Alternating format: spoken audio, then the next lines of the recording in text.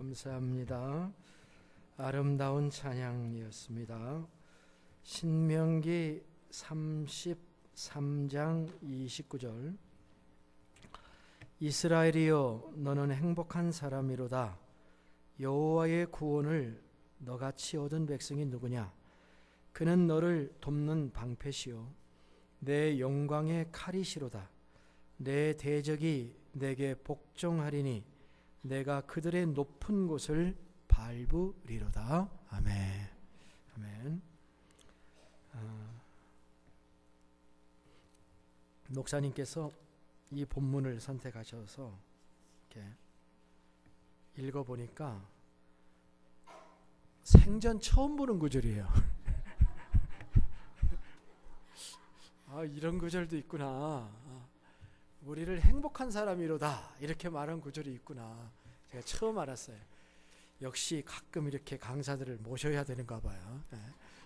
그래서 이번에 우리 김상은 목사님 모셔서 이 말씀을 가지고 행복한 사람이 되라 하는 말씀을 전해주셔서 목사님 나오시겠습니다. 물은 이걸 잡으시면 되겠습니다.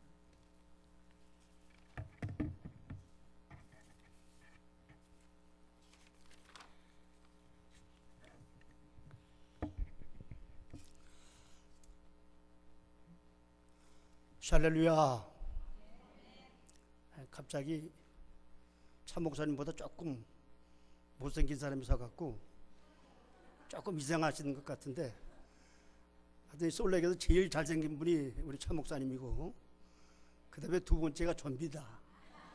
그러니까 그렇게만 기억하시고, 뭐 외모로 은혜 받기보다는 오늘 여러분에게 선포되어지는 하나님의 말씀에 마음의 문을 활짝 여시고 큰 은혜 받으시고, 여러분 오늘 이 배단이 침례교회를 나가시고 또 집에 들어가시고 여러분의 앞으로 생활 속에 나는 행복한 사람이다 라고 외칠 수 있는 복된 성도님들이 다 되시기를 주님의 이름으로 축원합니다. 제가 여러분에게 인사드릴 때 뭐라고 인사를 드렸죠? 처음에 할렐루야. 우리 참 목사님은 할렐루야 했는데 저는 조금 이단적 성격이 있어서 그런지 할렐루야 했습니다. 할렐루야의 의미를 아시는 분 혹시 있으세요? 예, 이게 이스라엘의 단어를 합성한 겁니다. 샬롬 플러스 할렐루야. 그래서 할렐루야 하면 이제 한꺼번에 평안한 가운데 여호와를 찬양하라. 여러분 여호와를 찬양할 때 근심 속에 여호와를 찬양하는 것보다 어려운 가운데 여호와를 찬양하는 것도 좋지만은 평안한 가운데 여호와를 찬양하는 것이 정말로 그것이 모든 사람에게 뿐만 아니라 찬양하는 본인에게도 큰 은혜가 되고 축복이 되는 역사가 있을 줄로 믿습니다. 여러분의 심령과 여러분의 가정과 여러분의 교회 위에 샬롬의 역사가 불러 아울러서 할렐루야 역사가 날마다 일어나셔서 만날 때마다 순복음 교인들은 할렐루야를 외치지만은 우리 배단위 교회 성도님들은 할렐루야를 외치셔서 평안한 가운데 여호와를 찬양하는 역사가 교회 안에서 가정 안에서 여러분의 심령 속에 날마다 넘쳐나기를 다시 한번 주님의 이름으로 축원하는 것입니다. 이제 오늘 본문의 말씀 속으로 들어가서요, 제가 참 좋아하는 말씀입니다. 생활 속에 제가 목회자로 사명을 받은 말씀은 따로 있고 목회 현장에서 받은 여러 가지 하나님의 말씀 따로 있지만은 제가 이 말씀을 참 대하고 너무너무나도 기뻐서 막 펄쩍펄쩍 뛰었어요. 나는 불행한 사람인 줄 알았더니, 나는 행복하지 못한 사람인 줄 알았더니 하나님께서 나를 가리켜서 말씀하시기를 야 너는 행복한 사람이다. 이거 얼마나 큰 축복입니까? 대통령이 한 말도 아니고 우리 부모님이 한 말도 아니고 천지 만물을 지으시고 창조하시고 주관하시는 만군의 여호와 승리자 하나님께서 야 김상은아 너 행복한 자다. 이 음성이 저에게 들려질 때는 세상이 모두 다 내 것이었습니다. 모든 것이 다 가능하게 생각됐습니다. 그래서 저는 이 성경 구절이 너무 좋아서 제가 개척하면서 빌딩 복도에다 이것을 액자로 한글로 써가 크게 걸어놨어요. 교회 새벽기도 올라갈 때마다 보고, 주일 예배 들어갈 때마다, 교회 출입할 때마다 계단에 올라가면서 그 액자를 보았는데, 한 3개월이 지났는데 갑자기 액자가 사라졌어요. 희한하다. 누가 이 액자를 가져갔나? 내가 좋아하는 하나님의 말씀이 담긴 성경 구절인데 누가 저걸 가져갔나? 아무리 수색을 해도 찾을 길이 없어요. 아마 도둑놈이 교회 뭐 훔치러 갔다가 문이 잠겨 있으니까 에라 액자라도 띄워가자. 또 딱 보니까 너는 이스라엘이요, 너는 행복자다라는 멋있는 글이 써 있으니까 도시 선생님도 그게 탐났던 모양이에요. 그걸 통째로 떼가버렸어요. 그러나 제 마음속에 있는 이 말씀은 훔쳐갈 수가 없는 말씀이었습니다. 제 삶 속에 남아있는 이 하나님의 말씀은 아무리 이 세상의 도시라 할지라도, 어떤 사기꾼이라 할지라도 누구도 빼앗아갈 수 없는 영원한 하나님의 말씀으로서 이스라엘이여 너는 행복자로다, 김상은아 너는 행복자라고 말씀하신 주님의 음성이 내 마음속에 있는 한, 하나님의 영원한 말씀에 기록되어 있는 한 누구도 훔쳐갈 수 없고 뺏어갈 수 없는 복된 말씀인 것을 기억하셔서 여러분의 생애도 앞으로 이 말씀이 여러분의 것이 되셔서 여러분의 발걸음이 가는 곳마다 행복의 아름다운 열매가 맺어져서, 야, 저 사람 참 행복한 사람이다, 저 사람이 사는 교회가 어떤 교회냐, 저 사람이 사는 가정이 어떤 집이냐, 부러워하는 축복의 은혜가 넘쳐나야 될 줄로 믿습니다. 신명기 33장은요 모세가 이스라엘 12지파를 하나하나 축복하는 겁니다. 루벤 지파부터 해서 마지막 지파까지 하나하나 축복하면서 그들의 축복받은 내용을 다 말씀하는데, 특별히 이 신명기 33장에 이스라엘의 닉네임이 숨겨져 있습니다. 여러분 혹시 아세요? 신명기 33장에 이스라엘 민족의 닉네임, 별명이 숨겨져 있다는 겁니다. 그것이 뭐냐면 여수론입니다. 여수론아 이렇게 말씀하시죠. 신명기 33장을 쫙 보시면은 여술이라는 단어가 유일하게 2번 나옵니다. 그것이 곧 이스라엘 민족의 닉네임, 별명입니다. 그럼 여순이라는 의미의 뜻은 뭐냐?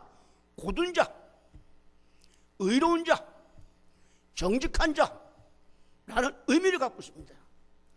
하나님은 자기 백성이 의롭게 살기를 원하십니다. 하나님은 자기 백성이 정직하기를 원하십니다. 하나님은 자기 백성이 고든 길로 가기를 원하시기 때문에 이스라엘을 향해서 말씀하기를 여수르나 이렇게 부르시고, 그 여수르를 향해서 말씀하기를 이스라엘이여 너는 행복자로다 그러면서 말씀하시기를, 왜 너희가 행복하냐 하는 이유를 여기서 말씀하고 있는데요, 너같이 여호와의 구원을 얻은 백성이 어디 있느냐. 그 당시에 이스라엘 주변에 수많은 민족이 있었습니다. 백성이 있었어요. 이집트도 있었고, 마게도냐도 있었고, 헬라도 있었고, 로마도 있었고, 여러 민족이 위대한 국가를 이루고 있었습니다. 놀라운 군사력도 가졌습니다. 정치적인 기반도 다 있는 백성이었습니다. 그런데 아무런 기반이 없는, 땅 한 평 없었지요. 400년 동안 이집트에서 종살이 하다가 40년 동안 광야를 죽을 둥 말 둥 살아왔던 이스라엘 백성, 이제 하나님이 그들의 조상과 그들에게 약속하신 가나안 땅을 바라보면서 이스라엘이여 너는 행복자로다, 너같이 여호와의 구원을 얻은 백성이 어디 있느냐. 이 솔렉에서 여러분과 같이 하나님의 구원을 얻은 백성이 어디 있겠습니까? 여러분이 하나님의 구원을 받은 하나님의 백성, 하나님의 자녀가 됐기 때문에 비록 건강은 좀 약해졌고, 비록 주머니에 돈은 좀 떨어졌고, 비록 냉장고에 먹을 양식이 좀 적다 할지라도 나는 여호와의 구원을 받은 하나님의 백성으로서 행복자다라는 믿음과 확신과 담대함을 가지고 당당하게 이 세상을 헤쳐나가는 축복의 역사가 넘치시기를 주님의 이름으로 축원하는 것입니다. 자, 오늘요, 이 세상에 있는 모든 사람은 다 행복하기를 원합니다. 저도 행복하기를 원합니다. 저희 와이프도 행복해지기를 원합니다. 저희 자녀들도 다 행복해지기를 원합니다. 모든 사람이 다 행복을 추구하고 원하고 있죠. 아마 이 자리에 오신 분 가운데 나는 불행한 사람이 되고 싶어 하는 분 있으면 손 드세요. 그럼 제가 그대로 될지어다 할 테니까. 예? 나는 행복한 사람이 되고 싶다 하시는 분 있으시면 아멘하고 손 드시기 바랍니다. 그렇게 될지어다. 손 드신 분만 그 복이 받는 거예요. 괜히 자존심 있다고 나는 손 안 든다, 내가 뭔데 저기 손 드냐 이러신 분은 행복이 그냥 지나가는 겁니다. 6월절 넘어가듯이 넘어가는 겁니다. 그러나 손 드신 분들은 하나님의 종이 비록 부족하지만은 이 시간에 하나님의 이름으로 서서 여러분에게 하나님의 말씀 선포할 때 하나님의 종이 그대로 될지어다면 그대로 되어지는 역사가 분명히 있어질 줄 믿습니다. 손 안 넣으신 분들 집에 가서 아유 후회할 거예요. 껄껄 그래 그때 손 들 걸, 내가 왜 자존심을 세웠나. 이건요, 어린아이도 행복해지길 원하죠. 아까 칠드런 썰먼 하신 그 참 제리 머슬맨, 미스터 제리 머슬맨 가셨나요? 참 멋지시더라고요. 배가 좀 나와서 그렇지. 예? 멋진 할아버지. 그랜파더. 저도 그랜파더인데. 참 사개오 얘기하는데 제가 또 도전받고 은혜 받았습니다. 뭐 100%도 알아듣지 못하지만은 사개오라는 것만 듣고 은혜 받았으니까요. 내가 내 집에 유하겠다. 이 얼마나 큰 축복입니까? 하나님이 오늘 우리 집에 유한다는 거. 오늘 하나님이 내 마음속에 유하시도록 제리 머슬맨을 통해서 들려주신 거예요. 하나님이 내 마음에 유하시겠다. 예수님이 오늘 내 마음에 들어가시겠다. 주님 어서 오시옵소서 오픈하고 주님을 받아들이는, 우리는 할 게 그거밖에 없어요. 그러면 내 안에 계신 주님이 모든 것을 다 행복하게 만들어주시는 분이십니다. 동서양을 떠나서요, 지금 이 지구상의 인구가 약 60억이라는데 60억의 인구 가운데 한 사람도 행복을 싫어하는 사람은 없을 거예요. 부자도 행복해지기를 원하고 가난한 사람도 행복해지기를 원하고 까만 피부를 가진 사람도 흑인들도 행복해지기를 원하고 하얀 피부를 가진 백인들도 행복해지기를 원하고 저처럼 누리끼리한 피부를 가진 사람도 행복해지기를 원합니다. 모든 사람이 행복해지기를 원하고 그 행복을 추구하지만은 그 행복은 마치 파랑새처럼 멀리 자꾸 도망가는 것 같아요.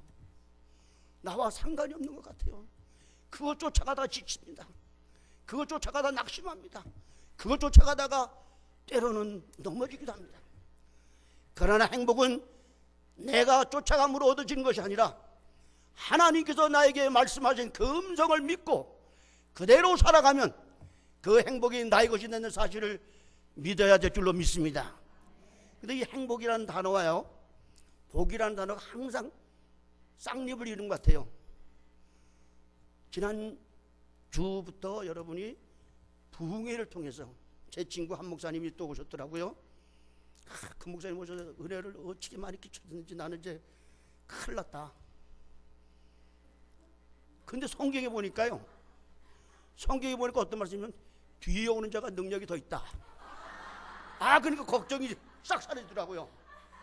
한 목사님이 복 있는 사람이라는 말씀 가지고 시편 1편 복 있는 자는 죄인의 길에 서지 아니하며 악인의 길을 쫓지 아니하며 죄인의 길에 서지 아니하며 오만한 자의 아래 오직 여호와의 율법을 주야로 묵상하는 자로다.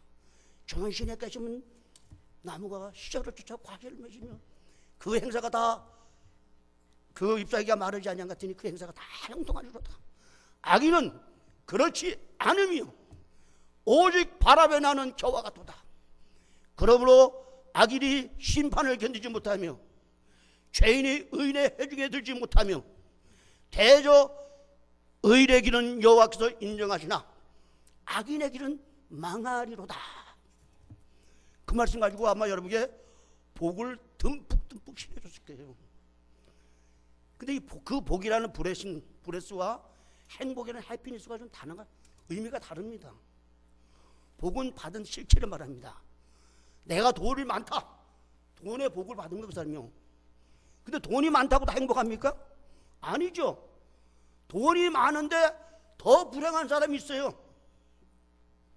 돈이 적은데 행복한 사람이 있습니다. 왜요? 그 돈으로 만족하니까. 그 행복이라는 것은 자기가 받은 실체에 대한 만족감입니다. 자기가 받은 실체에 대한 만족감이 없으면 그 사람은 행복을 맛볼 수 없고 행복한 삶을 살 수 없어요. 여러분 지금 하나님께로부터 온갖 것을 다 받은 분들입니다. 이스라엘 백성들이 나라를 이룬 땅도 없고 국가적인 조직도 없고 먹어야 할 양식도 예비되지 못했고 거할 집도 없어 맨날 텐트 치면서 옮기며 살았고 이제 가나안 땅에 큰 일곱 족속이 기다리고 있는데 그걸 뚫고 들어가야 할 이스라엘 백성 얼마나 불쌍합니까? 얼마나 초라합니까? 그런데 하나님이 그들을 향해서 야 이스라엘아 너는 행복한 사람이다. 아마 이 말씀에 이스라엘 백성이요 힘을 얻고 용기를 가지고 담대하게 요단강을 건너고 가나안 일곱 족속을 물리치고 그 땅을 정복해서 하나님이 원하시는 나라를 이루는 축복의 백성이 된 줄로 믿습니다. 여러분도 여러분의 삶에 주어진 모든 것을 가지고 원망 불평하는 이스라엘 백성과 같이 되지 마시고 오히려 우상 숭배하는 자가 되지 마시고 하나님이 내게 주신 작은 것이라도 그것을 깨닫고 발견해서 이제 내가 이것으로 만족함을 갖겠다. 나 이것으로 내가 충분하다 하는 마음의 심령의 심리적인 자신감을 가지시고 만족감을 가져서 여러분의 삶에 행복을 느끼는 역사가 있기를 주님의 이름으로 축원하는 것입니다. 그런데 오늘 본문의 말씀은요 영적인 행복이 있어야 인간의 삶의 사람이 완전한 행복을 추구할 수 있다는 걸 보여줍니다. 그래서 구원을 말씀하고 있죠. 사람은요 구원을 받아야 행복합니다. 구원받지 못하고 아무리 큰 집에 살아도요 백악관에 들어가도 구원받지 못하면 행복하지 못합니다. 미세스 클린턴, 미스터 트럼프 그 화이트하우스에 들어가려고 온갖 머리를 끄덕이 잡고 싸우고 있습니다. 참 우리가 볼 때 불쌍해요.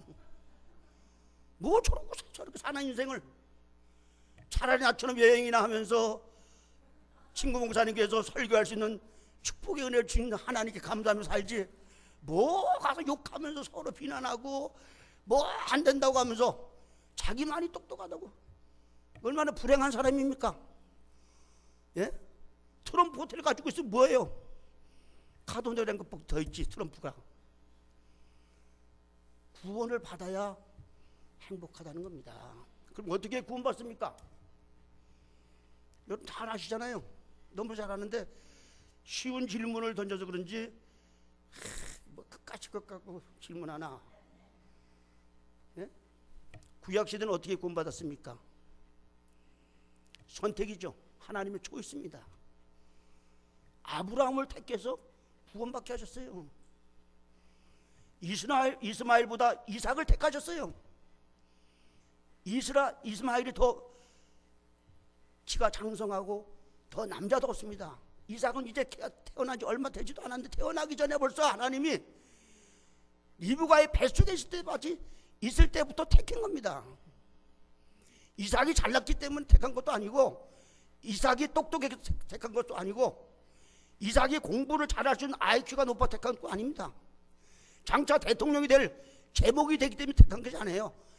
엄마 뱃속에 있을 때부터 이삭을 택해서 구원의 반야를 세우신 겁니다. 에서와 야곱, 이스마엘과 이삭은 다른 배에서 태어났지만 에서와 야곱은 한 배에서 태어났죠. 그런데 형보다는 누굴 택했어요? 어리지도 않지만 하여튼 3촌도 30촌도 준 동생을 택한 거예요. 에서는 어떤 사람입니까? 남자다운 사람입니다. 나가서 사냥을 하고 짐승을 잡아다 자급자족하고 그걸 가지고 맛있게 음식해서 부모를 기쁘게 해주시는 참 멋있는 사내, 남자다운 남자. 저도 에서 같은 남자가 되길 원했지만은 그렇게 되지 못했어요. 얼마나 멋있습니까? 사냥을 하면서 짐승을 잡아다 요리를 해서 부모를 기쁘게 해드리고 자기도 막 먹고. 근데 야곱은 어떠겠어요? 엄마 치마콩만 다니면서 그냥 절절절절. 그래도 요리라도 하나 맛있게 먹는 배불 배웠으면 되는데 요리마저도 못 배워갖고 어머니가 이제 요리를 만들어 별미를 만들어 갖다 주라지 않았습니까? 그렇게 못난 것 같은데 하나님이 누구를 택하셨어요? 야곱을 택하셨죠. 구약의 구원은 하나님의 일반적인 선택입니다. 일방적인.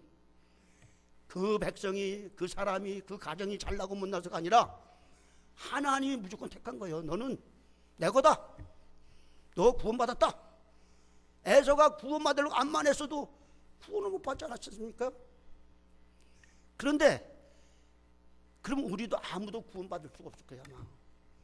이스라엘 민족 아브라함의 족통인 이스라엘 백성만 구원받았을 거예요.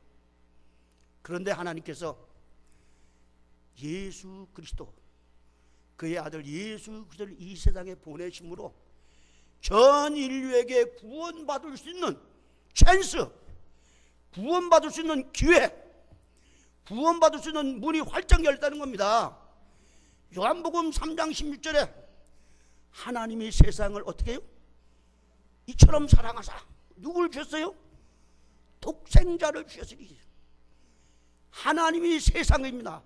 이스라엘 백성만이 아닙니다. 아브라함의 후손만이 아니라 전 인류를 사랑하셔서 구원받게 하기 위해서 그의 아들 독생자 예수 그리스도를 이 세상에 보내셨습니다. 그래서 바울은 말씀하기 디모데에게 편지하기를 하나님은 모든 사람이 다 구원에 이르기를 원하신다 그랬습니다. 한 사람도 다 멸망받기를 원하시는 것이 하나님의 마음이 아니었습니다. 그러나 신약에는 선택적 구원을 하시면서 한 가지 조건을 주셨습니다. 그를 믿는 자마다 구원을 얻을 것이다. 누구요? 하나님이 보내신 자 예수 그리스도. 조셉 스미스가 아니라 몰몬계 조셉 스미스가 아니라 예수 그리스도를 믿는 자마다 구원받게 하시는 축복, 은혜, 놀라운 사실을 우리에게 주셨습니다. 그래서 저도 그래서 구원받았고 여러분도 그래서 구원받은 줄로 믿습니다. 이 사실을 예수님이 재미있게 표현하시기를 요한복음 3장 1절부터 3절까지 예수님과 누구가 나옵니까? 니고데모가 나오잖아요. 니고데모가 유대인의 관원이요 선생이요, 예? 참 점잖은 사람입니다. 독실한 종결이었습니다. 그가 밤중에 예수님을 찾아왔어요. 왜 밤중에 찾아왔을까요? 대낮에 유대인의 관원이, 바리새인이 예수님을 찾아가면 유대에게서 추방당합니다. 그러니까 남들이 다 잠든 시간에, 역사는 밤에 이루어진다고 하신 것처럼 밤에 찾아왔어요. 그때 예수님께서 대뜸 자기를 찾아온 니고데모에게 뭐라 했습니까? 내가 거듭나야 하나님 나라에 들어갈 수 있느니라. 니고데모가 깜짝 놀랐어. 서프라. 도대체 이게 무슨 소리냐?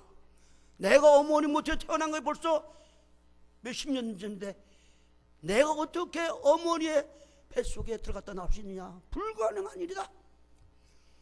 그때 예수님이 또 뭐라고 말씀하셨습니까? 물과 성령으로 어떻게 해요? 거듭나야, 본옥에 다시 태어나야 구원받을 수 있다. 여러분 예수 안에서 다시 태어나셔서 구원받은 행복한 사람이 되시기를 주님의 이름으로 축원합니다. 혹시 여기서 한국 TV 방송 많이 보세요? 다른 지역은 엄청 보더만 이 솔렉에 아주 배단이 교회 성도님들 너무 신령하신 것 같아. 텔레비도 안 보시는 것 같고. 근데 저는 텔레비 잘 봐요. 예능도 보고 19금짜리도 보고 드라마도 보고. 왜 그럽니까? 목사는요 어린아이부터 청년들, 장년, 노년까지 다 상대하기 때문에 거기에 대한 기본적인 상식이 있어야 그들과 대화가 됩니다. 걸그룹 노래, 예? 아이돌의 노래, 그들의 재롱도는 예능 프로그램, 또 나이 든 사람의 가요 무대, 흘러간 노래 다 부를 줄은 모르지만 들을 줄은 알아야 돼요. 알아야 됩니다. 그래야 모든 세대들 아울러서 목사가 남자만 상대하는 것도 아니잖아요.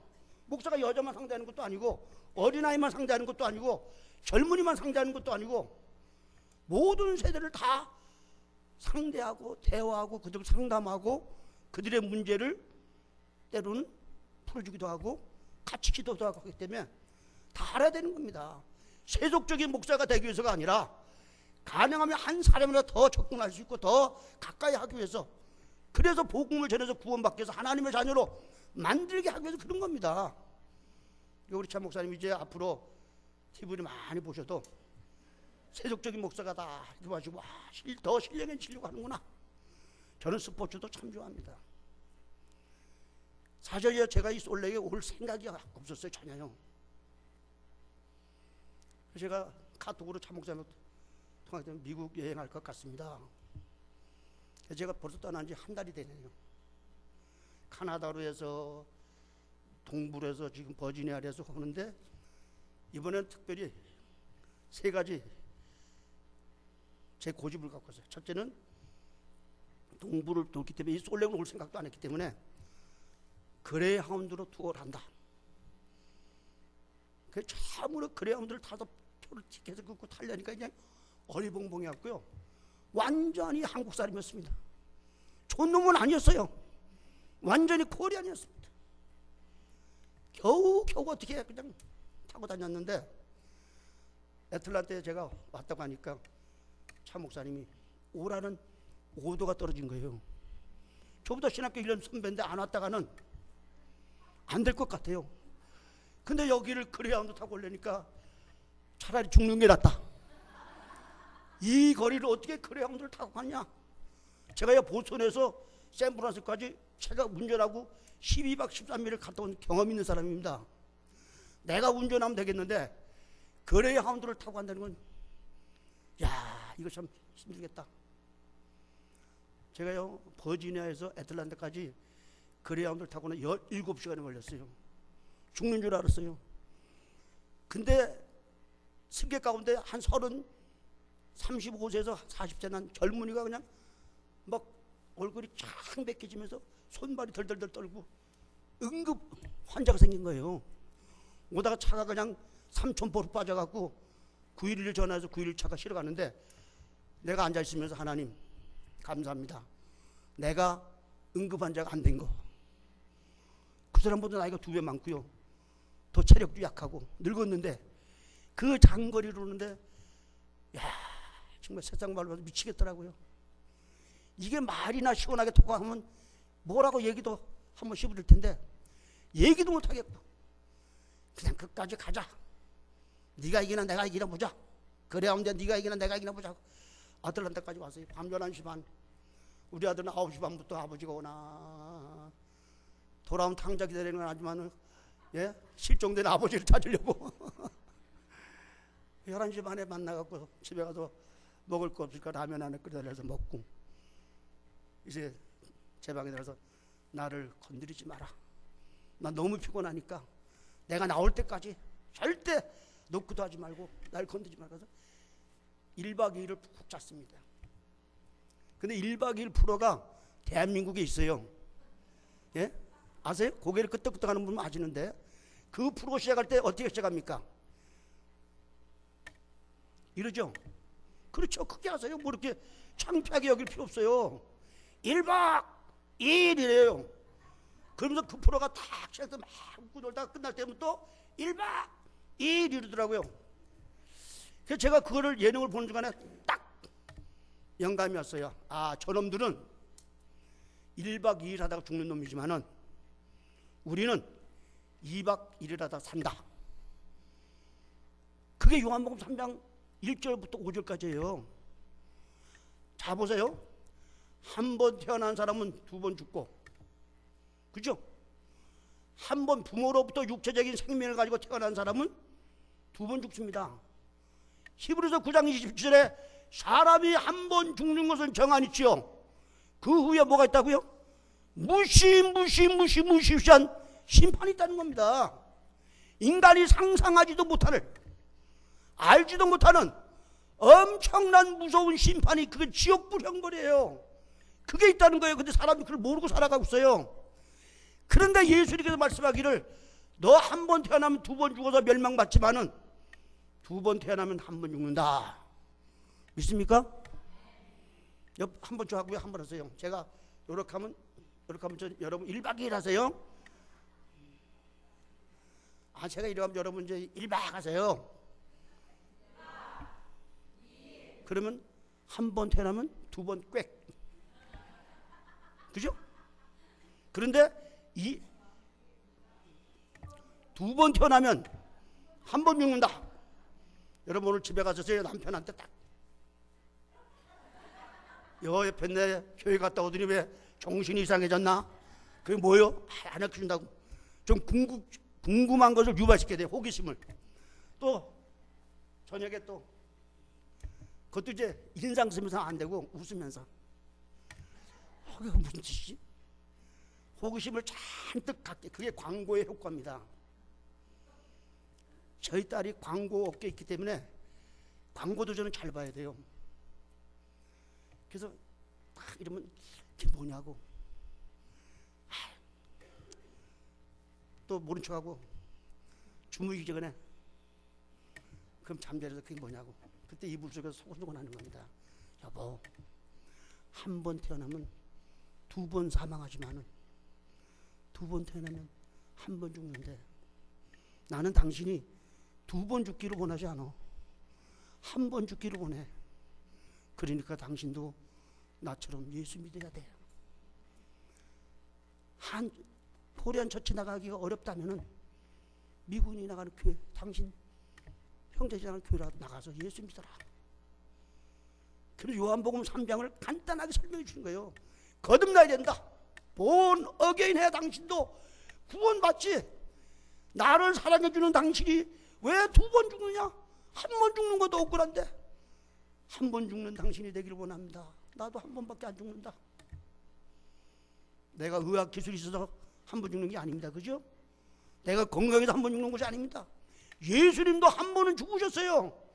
누구도 다 한 번은 죽게 가는 것이 인생입니다. 중국의 유명한 석학인 이모당 선생 말하기를 생자 필멸이다. 살아있는 거는 다 죽는다 그랬어요. 그 유명한 석학입니다. 세계 지식계를 흔들었던 분이 중국의 이모당 선생인데, 그가 남긴 한마디 말인 생자 필멸. 살아있는 것은 모두 다 죽는다는 겁니다. 그러나 성경은 우리에게 말씀합니다. 2번 거듭나게 태어난 사람은 한 번밖에 죽지 아니하느니라. 여러분 다 예수 안에서 거듭나셔서 선택적인 구원 속에 믿음에 의한 구원을 받아서 하나님의 자녀가 될 뿐 아니라 구원받아 행복한 삶을 살아가는, 행복이 충만한 역사가 있기를 주님의 이름으로 축원하는 것입니다. 이 영적인 행복, 스피리추얼 해피니스, 이게 있어야 진정한 참된 멋진 구원의 사람, 행복한 사람입니다. 두 번째는요, 환경적인 구원을 받아야 됩니다. 내가 영적인 구원을 받아도 내 환경이 복잡하고 지저분하고 힘들고 어려우면요, 인간이기 때문에 짜증도 납니다. 저도 그래요. 목사이기 때문에 때로는 신경질도 나고 화도 내고 예수님도 화를 냈잖아요. 그런데 행복한 환경적으로 행복한 사람은 어떤 사람인가? 사도 바울이 그 비결을 우리에게 말씀해 주셨습니다. 빌립보 2장 1절부터 5절까지 보면요, 쭉 여러 가지를 말씀하시다가 딱 마지막에 우리에게 꽂히는 하나님의 메시지가 있습니다.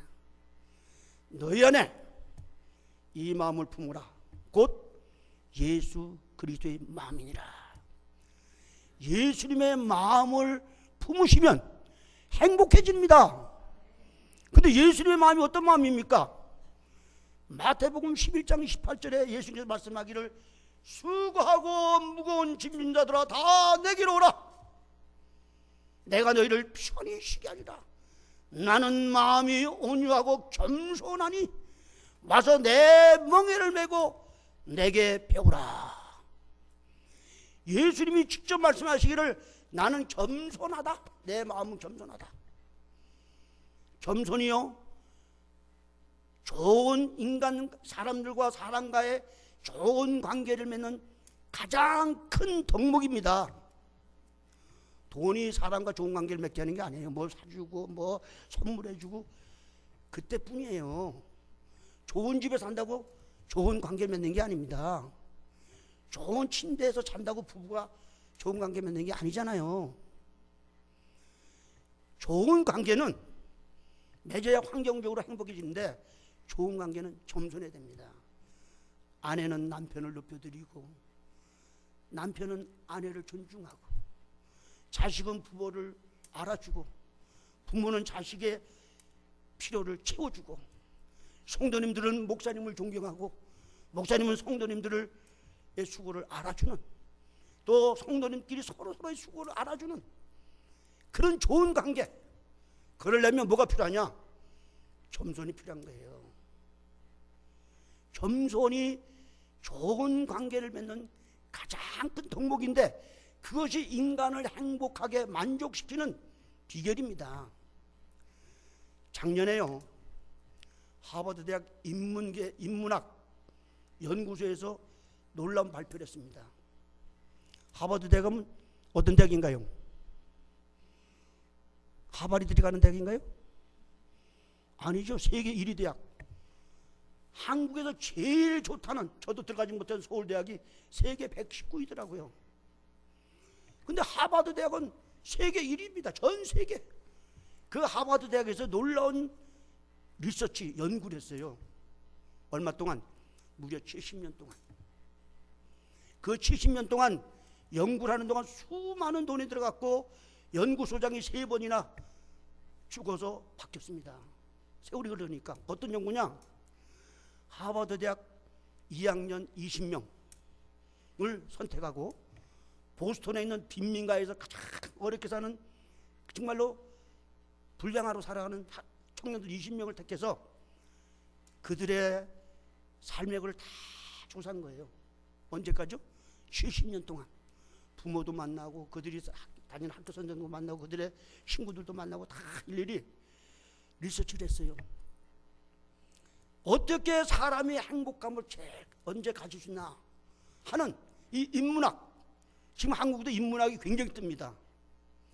인간의 삶의 본질을 규명하는 학문이기 때문에 하버드가 벌써 70년 전부터 그걸 연구한 거예요. 그 20명, 40명 가운데요, 대통령 된 사람도 있고 마약 중독자도 나오기도 하고 그냥 평범한 직장인도 있고 대기업의 CEO가 된 사람도 있고 교수가 된 사람도 있고 별의별 사람이 다 나왔대요. 그런데 놀라운 것은 그들이 대통령이 되었다고 행복한 것도 아니고 부자가 되었다고 행복한 것도 아니고 마약을 했다고 행복한 것도 아니고 강도짓을 해도 남의 돈을 뺏었다고 행복한 것이 아니라 그 40명을 쫙 그들의 발자취를, 그들의 삶을 다 추적했다는 거예요. 엄청. 그래서 하버드 대학이 세계 1위인 것 같아요. 저 생각에는. 그 힘든 거를 누가 알아주지도 않는 그거를 70년간 해갖고서는 딱 결론 내리게 뭐냐면 좋은 관계가, 굿 릴레이션십, 좋은 관계가 인간을 행복하게 한다. 여러분이 교회 생활 속에서요, 성도님들과 목사님들과 좋은 관계를 맺으시기를 주님의 이름으로 축원합니다. 성도들끼리 좋은 관계를 안 맺으면요, 교회 생활이 천국 같은 생활이 아니라 뭐 같은 생활이요? 지옥과 같은 생활이에요. 가정에서도 부부가 좋은 관계가 이루어지면 아무리 모든 것이 다 갖춰진 가정이라 집이라 할지라도 그 부부가 행복하냐? 아닙니다. 불행합니다. 학생이 학교 가서 자기 친구들하고 선생님하고 좋은 관계를 맺지 않으면 그 학생은 아무리 하버드 대학에 다니다 할지라도 불행한 겁니다.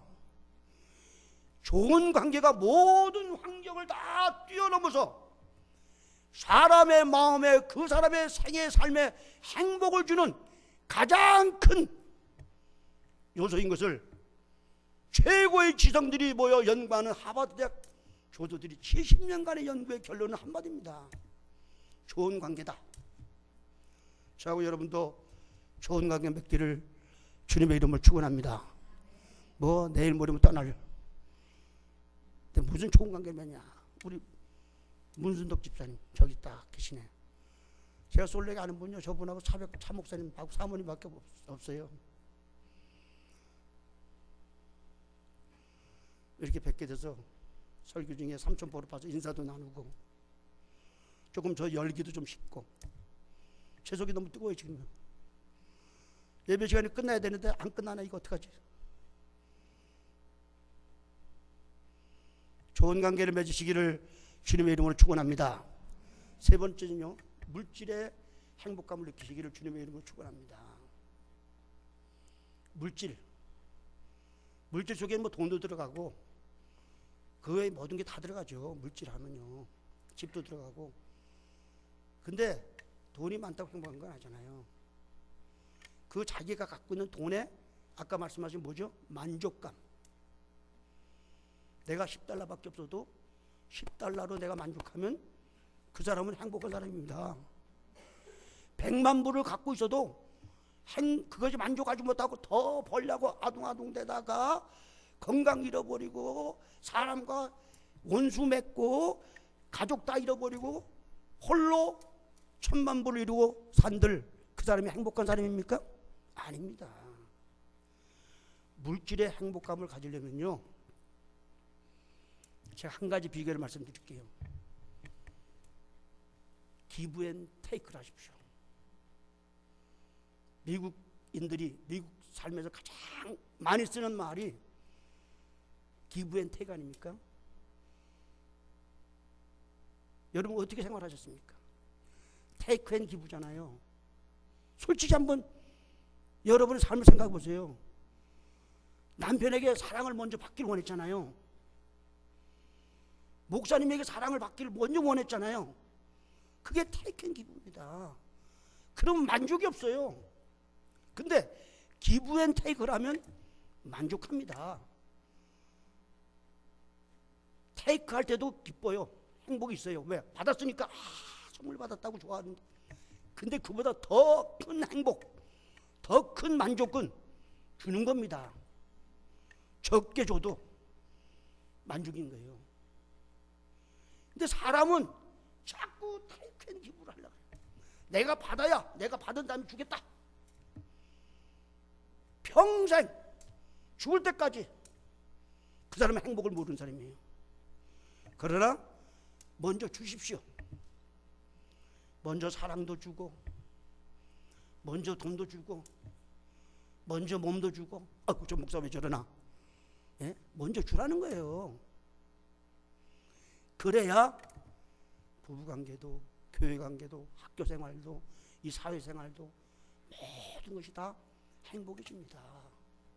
그래서 사도 바울이 사도행전 20장 35절에 주라, 이건 뭐 여러분 주십시오 하는 권하는 게 아니라 오더 명령입니다. 주라. 이건 하나님의 명령이에요. 사도 바울이 한 것이 아니라 사도 바울이 받아기를 예수께서 친히 말씀하시기를 주라. 그러면 받는 것보다 더 복되다, 더 행복하다, 더 거의 모아가 들어가잖아요. 더 행복하다. 받을 때도 행복하지만은 주는 게 더 행복하다는 겁니다. 그때 예수님의 말씀이 누가복음 몇 도 나오잖아요. 6장에 주라 왜 더 복된가? 주라 그러면 내가 너에게 넘치도록 누르고 채워서 넘치도록 그냥 안겨주리라. 가만히 있어도 그냥 우리 주님이 주면은요 누르고 넘쳐 채워서 그게 성경에 어디 있습니까? 오병이어입니다. 오병이어를 주니까 5,000명이 먹고도 얼마가 남았다고요? 너무 쉬운 질문인가? 좀 대답 좀 해보세요. 물고기 2마리와 보리떡 5개를 가지고 나눠주니까 기부하니까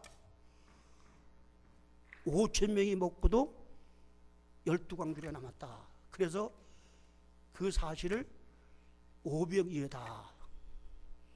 여러분 내가 가진 것이 물고기 2마리와 보리떡 5개가 적은 것이라 할지라도 부끄러워하지 마시고 주저하지 마시고 하나님께 드리시고 여러분의 이웃을 향해 드리시고 드리면 그 속에서 오병이어의 놀라운 축복 누르고 흔들어서 넘치도록 너에게 안겨주시는 축복의 은혜가 이 베다니 교회와 여러분의 삶 속에 넘치기를 주님의 이름으로 축원하는 것입니다. 이제 말씀을 가름하러 갑니다. 첫째, 예수 믿고 구원받으세요. 그래야 완전한 퍼펙트한 해피니스가 되는 겁니다. 그리고 사람과 좋은 관계를 맺으십시오. 그럼 여러분의 삶이 365일 웃음이 여러분의 얼굴에 떠나지 않고 여러분의 발걸음에 기쁨이 넘칩니다. 그리고 받기보다는 먼저 주기를 앞장서는 대단히 침례교회 성도님들이셔서 정말 여러분의 삶 속에 행복이 넘쳐나는 축복의 은혜가 여러분과 함께 하시고 저도 그런 사람이 되기 위해서 기도하고 애쓰고 있습니다. 이런 은혜가 여러분과 함께 하기를 주님의 이름으로 축원하는 것입니다. 기도드리겠습니다. 아버지 하나님 은혜 감사합니다. 가장 부족하고 연약하고 쓸모없는 종이 하나님의 인도하심 속에 이 솔레까지 와서 하나님의 축복의 말씀을 선포하게 하심을 감사드립니다. 오늘 선포된 말씀이 사람의 말이 아니라 하나님이 우리들에게 주시는 메시지인 것을 기억하셔서 이 말씀을 기억하여 구원받은 기쁨 속에서 좋은 관계를 맺으시고 먼저 주기를 앞장서는 행복한 사람의 완전한 행복을 누리는 대단히 침례교회 성도님들이 다 되게 하여 주시옵소서. 예수님의 이름으로 감사드리며 기도드리옵나이다. 아멘.